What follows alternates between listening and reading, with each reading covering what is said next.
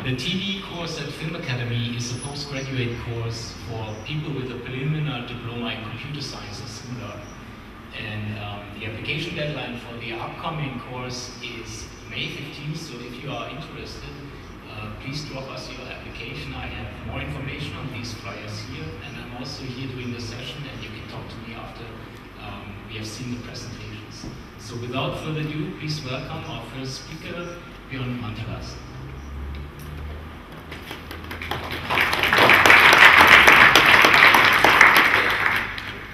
Hello, my name is Björn Mantelars. I'm a student TD since 2009, and my focus is on shading, lighting, and effects. And I'm going to show you two of my projects, which are Infernal, Nuns, and Besuch. So Infernal Nuns is a fake trailer where nuns fight against the Pope.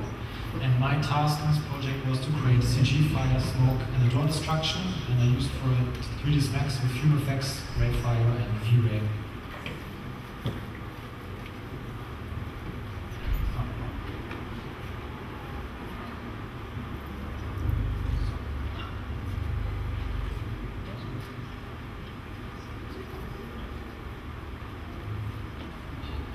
So this was the first shot that I had to work on. My task was to create fire on the columns. This is a pre-comp, a preview. And so I made a first test with fume effects because I have never used it before. This was the first test. And when I emitted the fire directly from the geometry, I noticed that there were coming artifacts that you can see on the right side, so these vertical lines. And my solution for it was not to emit directly from the geometry, but to spawn particles from the geometry and emit fire from those particles. So this was the next images that occurred. But as the shot needed to be in slow motion, I also used the retiming capabilities of fume effects, which led me to this. And so the next step was to use the same simulation of fire on all the columns. I didn't want to simulate every column by itself, so I created a little script where I could use the same simulation, copy the settings from one container to all the others. So I just placed many containers and used all the same simulation, but used retiming on it. So different time offsets, so that they don't look all the same. And this gave me the next result.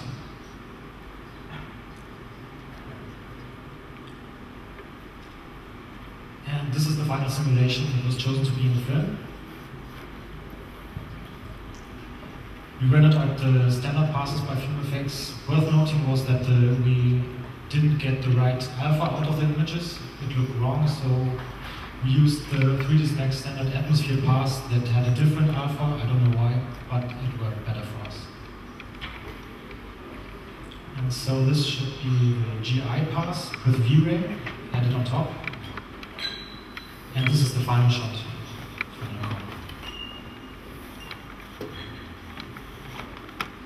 So the next shot was this one. Again, I had to create fire and smoke. So in this case, I emitted from the noise animated plane in the background. And then I created mainly plates that could be placed wherever the compo wanted. This smoke plate. And some fire plates. And this is the final shot. So there's also a lot of footage fire on it, don't be confused. But the two in the background and this one is in front are simulations. The next task was to destroy the door. This is also a preview.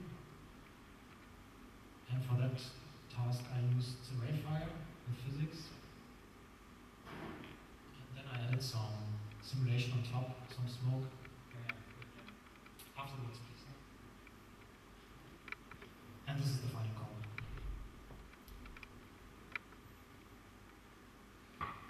So again, another various smoke plate that could use in general. For used example, for example, this shot in the background.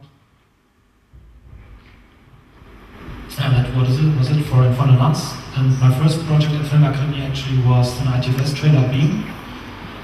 which was about a creature in a spacesuit in a space station, and my task was the one of shading, lighting, and rendering to keep. And we focused on the glowing character, the look on it. We used Maya's 2009 Metal Ray. These are two concept arts, but it changed slightly in the production. So this was my first image. Our concept was to desaturate the environment to let the character stand out in front of it, and I used mainly ambient occlusion to get the glowing parts of the suit. Quite different task was the head, because the character should glow from inside. I had to use a lot of self-illumination, but because the head was so mainly round and didn't have much detail, and if you use self-illumination on it, you lose all the shading you have. It gets flatter and flatter the look. So I had to use a lot of ramps and different shaders to work against that and still let it look quite glowing. And also we then used a grey suit and let it just glow in the color that it had. So for rendering, as I said, it was Metal Ray, and we didn't want to rely on the passes and layer system of Maya. We used Deek shaders, which are available on the internet, and it's just mainly the common passes, just additionally some masking passes for ambient occlusion and for the character that the compa could throw in some more compositing on it. So this is the final look from comp, and I'm going to show you some shots of it.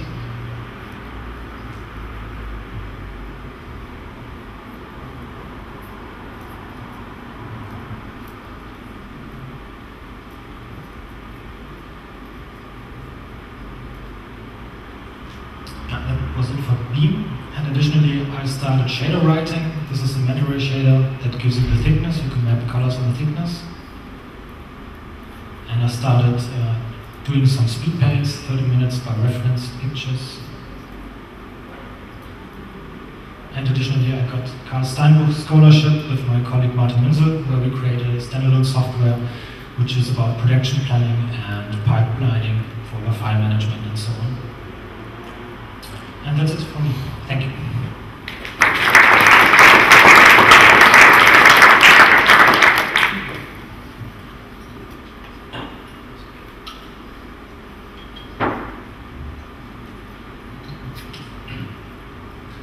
Hello, my name is Tom. I'm doing rigging in Maya, and these are my topics. Rigging for Schäfer, master and skin sliding R&D for Natalis, and also I show you smooth skin wet brush Röthlein melt with Python calls. So first topic, rigging in Schäfer. The sheep rig had to meet certain criteria. It had to be cartoony, fast, scalable, and also had to have a stable pelt. Because the exaggerated style of animation we chose, the rig had to be squashy and stretchy. I built it for body, legs, and neck. Also features bendy limbs, a highly deformable face and pelt, and also we got secondary controls for detailed paint animation. Because the sheep has no eyebrows, we decided to deliver the emotion of the sheep with the shape of the eyelids. So as you can see here with the curve in the UI, you can change the curve in the UI and it gets transferred to the shape of the eyelid, so you can really make the sheep look angry or lazy or happy or whatever, so it works quite well. Another thing was the rig should be fairly fast, so I built different resolutions of the rig for coarse to detail animation, and if the rig is in low res mode for body, face and pelt, it performs about 40 frames a second, and if you crank everything up to high res render deformation, then it drops down to about 4 frames per sheet.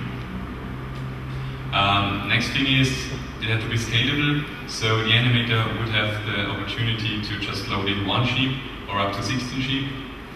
And so the rigs had to be fast, so the animator can handle all 16 sheep in one scene.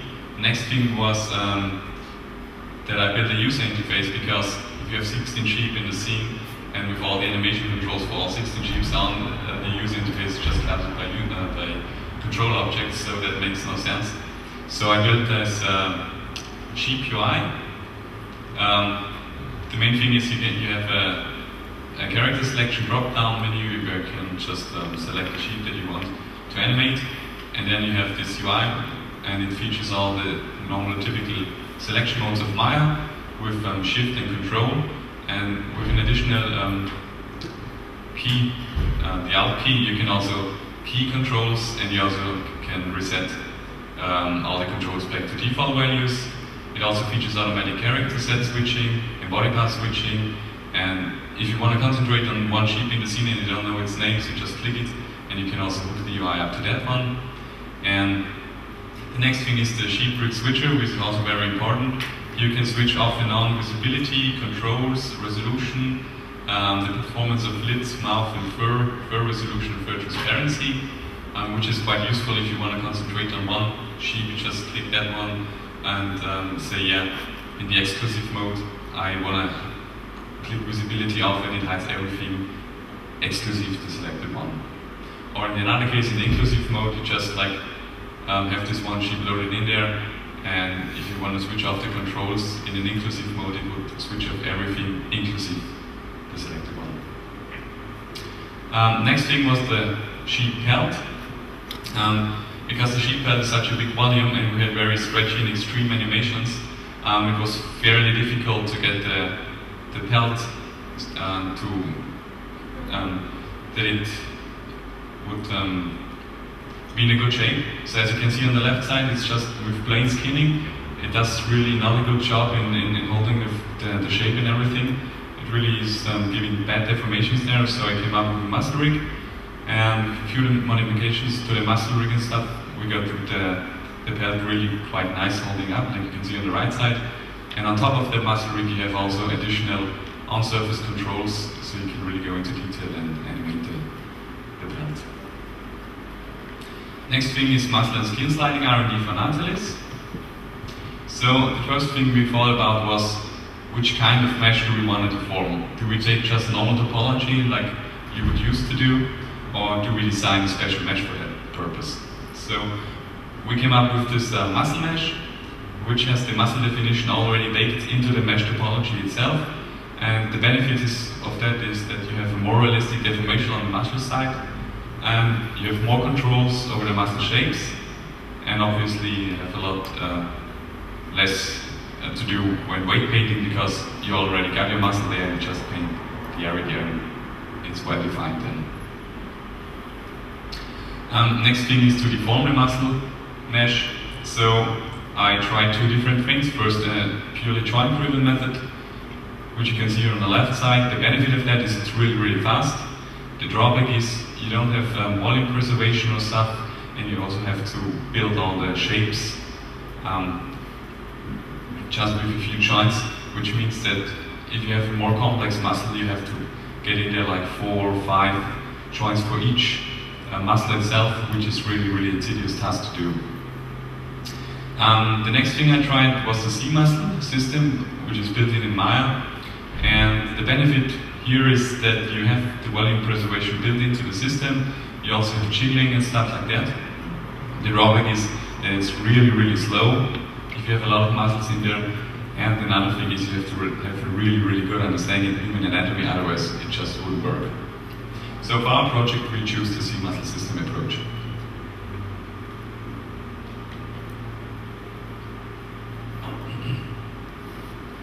Next thing, of course, is skin sliding.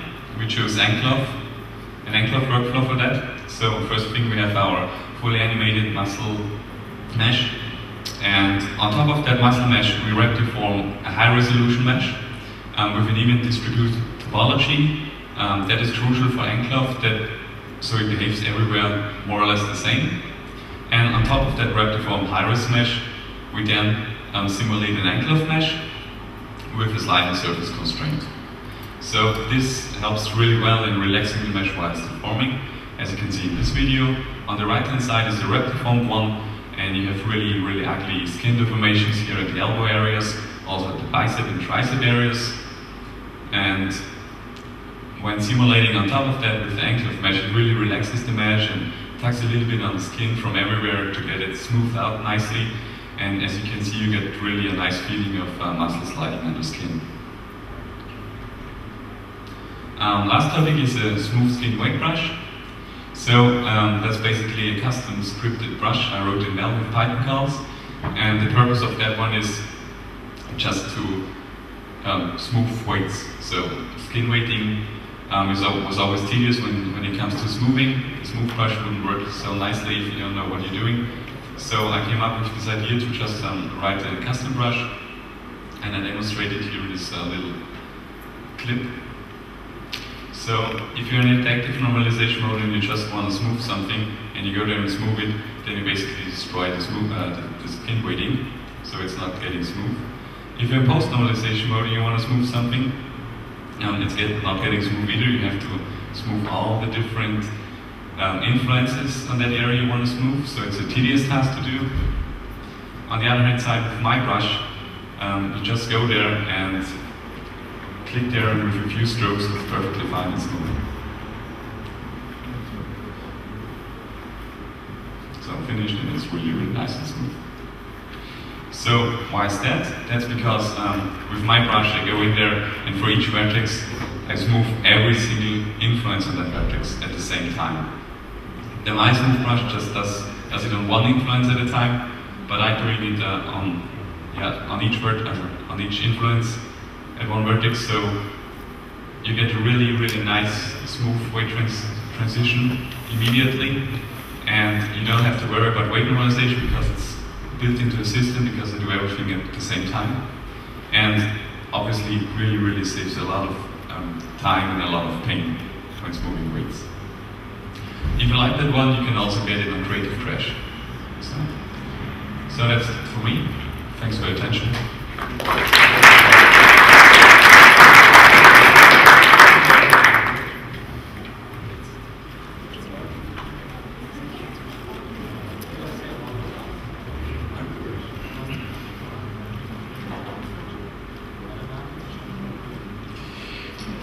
So, hi everybody. I'm going to talk about some lighting, shading and rendering with Arnold and some integration of Softimage eyes in some of our projects. So the guy you see here on the lower left corner is called Mr. Hoppe. He's the main character of a web series that was intended to have a clay look. And the renderer Arnold, we discovered it during a workshop that Marcel gave at Film Academy. It was entirely unknown to us, nobody has ever worked with it, and at that point it only had a basic integration in Maya, but a quite well advanced integration in Softimage already, but unfortunately none of us, all of the team members, had done anything with Softimage before. But then we tried it out, and there were definitely very convincing arguments for us to go with it. We were invited to the beta program there, and had lots of support from Solid Angle and the whole Softimage to Arnold community. So rigging and animation still was done in Maya. We had to go somewhere at some point to Softimage. And we were doing that, building a pipeline based on Python scripts. Everything was automated then, and the animation was cached via Open. And we see a little demo here. So we're in Maya, with the scene open, and Point Open takes over with the script and exports everything, including the folders, etc. are created, versions are created for you, even the visibility, which was very important for us, for the shape of the character's eyes that are changing. Then we're in Softimage. Again, with the script, you just give the path where you are, and everything is imported, the animation is there.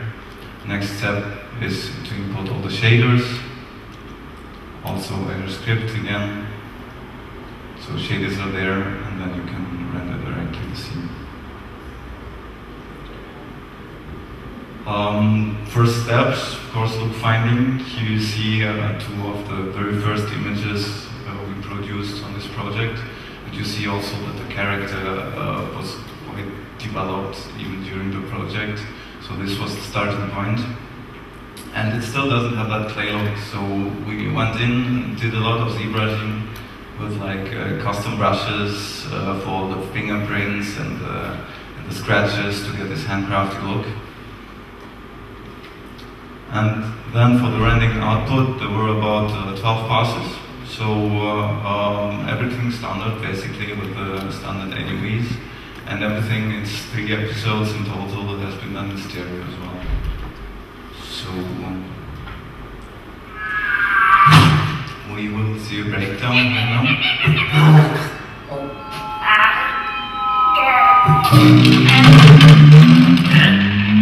So we first start with the backdrop. It was done in comp already. Then we had for the background all the different AOEs. Here you see we have the RGB masks and some auxiliary paths. Then the final composited background, the same for the foreground. Here you see the different contributions. And again, adding up.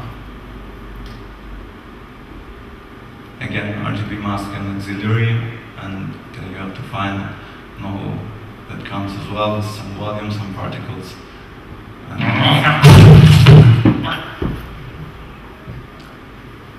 So, as we were already in Softimage, we could make use of Softimage eyes as well, and we did quite a lot. So, for example, here on the right-hand side, you see those bushes that were created with strands, basically. Then there were some rigid body dynamics as well. You see here on all this gravel and dirt that it's rushing down there to the sky. Everything is controlled by this black sphere that you see from time to time. And they go and it bounces off the character down there. Then on this scene you see this Poland with heavy depth of field in the foreground.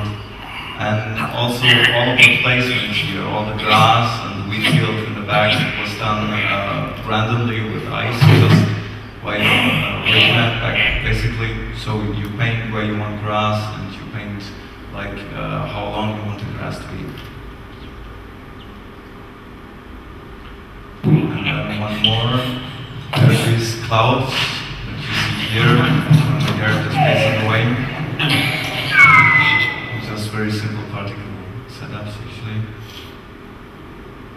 But there was one bigger cloud actually to be made. There's one series where there's a garbage truck going out of the frame. You see here the animatic. And it was quite difficult actually to make something up that would integrate into the world that we had created there. So we looked at stop motion again, and what people do there, they use Karsten and paint on it. We tried to reproduce this first with the hair approach, actually, but that didn't turn out very well. The latest in the animation didn't look very well, and we were kind of stuck there. But then at the same time, there was another project beginning to take shape, a project about 2 shepherds and their flock of sheep. And the director there had a stop-motion background himself, so he was very intense and on a tangible look that you could, like, you would be able to want to touch the materials, etc. So since we had this good experience before, it was quite natural to choose Arnold again as a renderer. So first thing again was to create the fur of sheep. The approach there was just to take the mesh that Tom presented before and stick particles on it and then do some volume shading on it. There was no native volume API in Arnold at that time, so I tried to go around with that by writing a surface shader actually that takes over the ray marching and the simulation of single scattering itself. So it's basically 2 components. One is this ray marching component, the other one samples the density in which you can plug a fractal, for example, there. But unfortunately, I wasn't able to make it run on instances, which all those particles on the sheep were finally. So I had to fall back on mental ray then. Here for the sheep fur, you see the movement, it works quite well, and you can just paint again a map to get different colors, the blood, etc. And also for the patterns, everything went quite well. So when the directors of the nuclear waste saw this, then they were like, oh, maybe we can have this for a cloud as well. And yes, they could, but in a bit more complicated way, let's say. So this is the nice setup for this one. Basically, it had such a strange shape that everything needed to be controlled individually. So we hand animated spheres actually, and there's a way with the volume of the spheres to control the transparency of the volume, basically. And here's the final look of this one. The cloud disappearing in the context.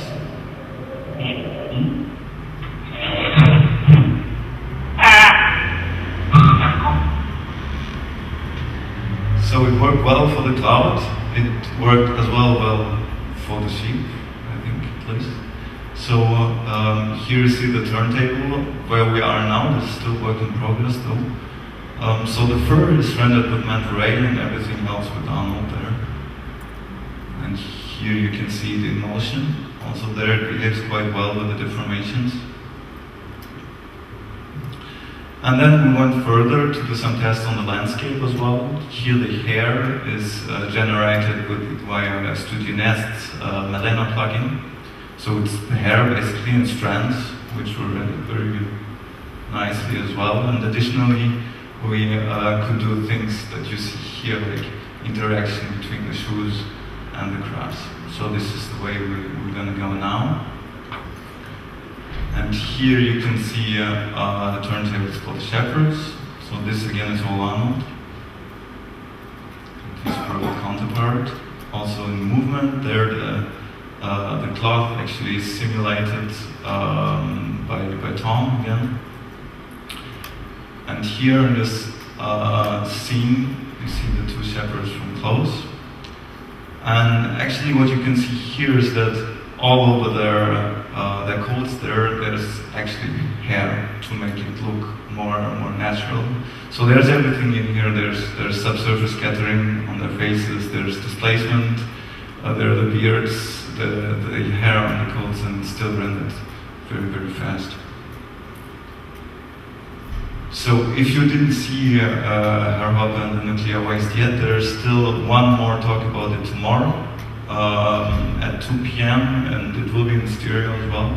Or you just go to the website, gradually you will have all the episodes there. So, thanks for listening.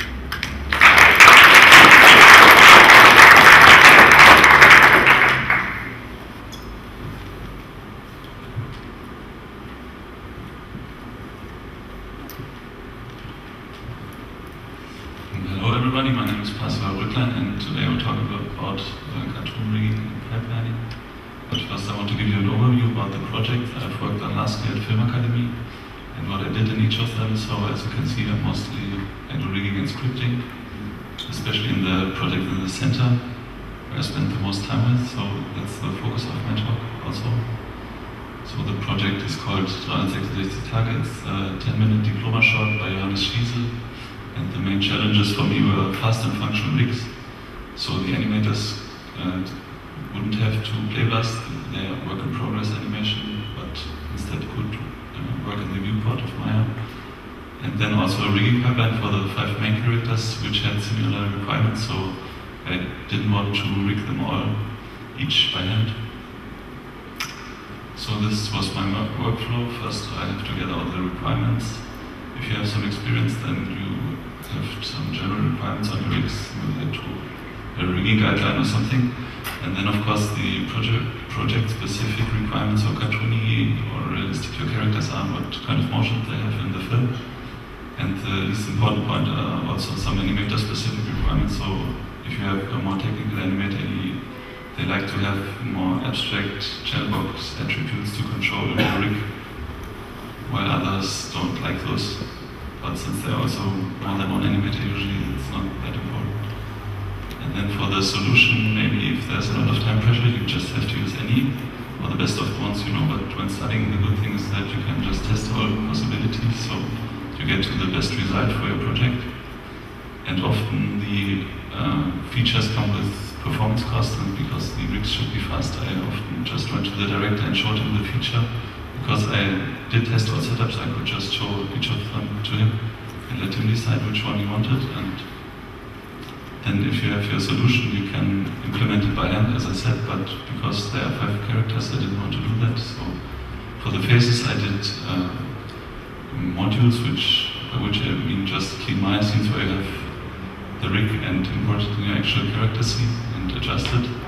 But for the bodies, I used scripts, so when there were feedback iterations after release and animation, I could always just edit my original script files, so that the iterations were really fast and always one click only. So the result of this workflow can be seen now, where I demonstrate the body rig.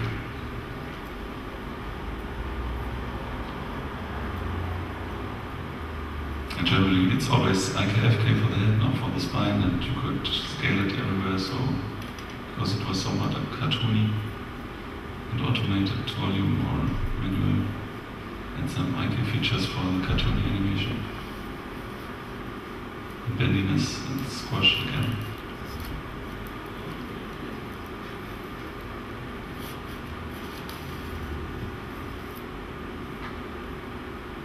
And they look like global finger controllers. So for the pipeline, I used Pinal. The decision was made like 1 year ago, so we didn't have my version, which has it by default, so you can install it manually. It's open source and for free.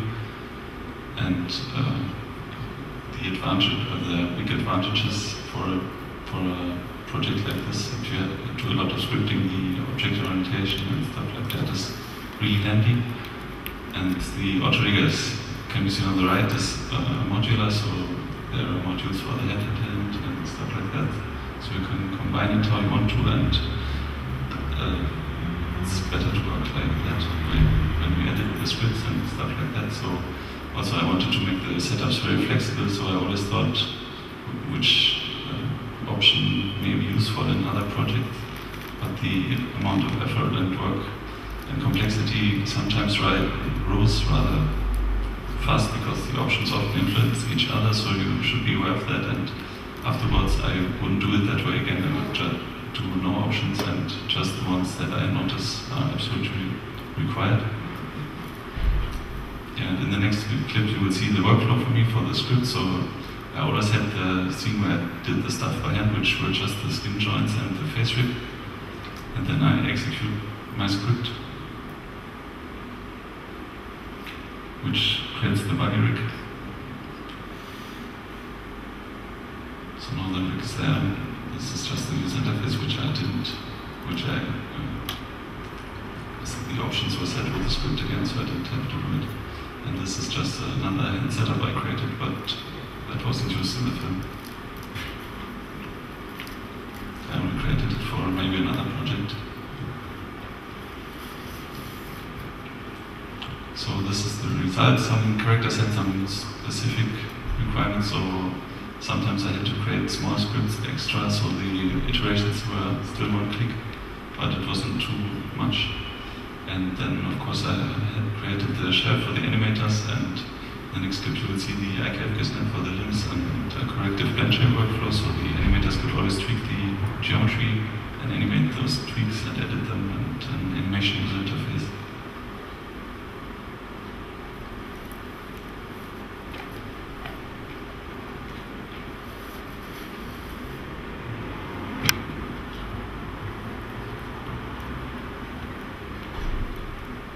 So at the bottom is the corrective blend shape controller.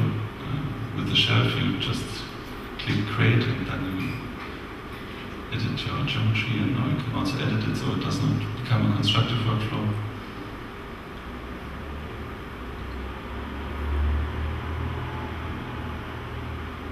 And the animation interface is just for visibility and keying and resetting. And I just started learning the Maya API, so I created those two nodes for rigging. The first one just measures the distance between vertex pairs, so you can drive corrective blend shapes with it.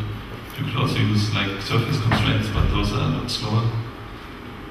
And the second node attracts vertex points from the mesh to a curve, so you can create a simple sticky lip setup with it, and there are some options to influence the range and or linear or non-linear the attraction is and which parts of the curve.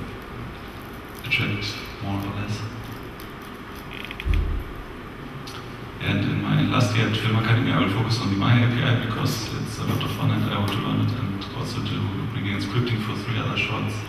I'm looking for a summer internship, and as everybody today presenting, I will graduate in early 2012. Thanks for your attention.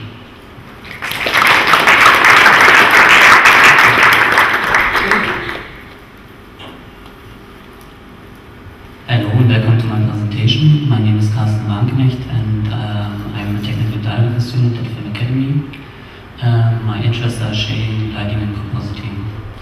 Today I want to talk about my work for the project The Visit. This is a full CG short animation directed by and about 8 minutes. The story is about an old woman, her son, and that she is losing her mind. It takes place in her kitchen. They both characters are talking about the stove. The complete modeling and animation was done in Maya, so the director and I decided to use V-Ray for Maya, and that was because he liked the look of the image. And the compositing lead and I decided to use Nuke for compositing. The topics I want to talk about are shading the kitchen